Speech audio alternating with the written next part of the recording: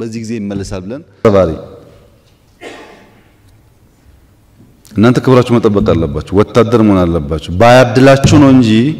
የትኛውም ካድሬ እናንተ ሩባ ያክልም ብዙ ይነግራችሁ ዘረኝነት ማለት በኦሮሚያ በተወስዱት ጅማ አርሲ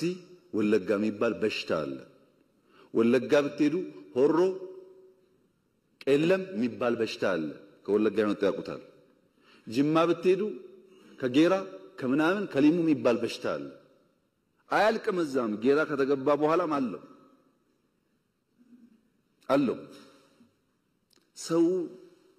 አስተሳሰቡ አመለካከቱ እየጠበበ የሰውን ክብርና ቫልዩ ያወረደ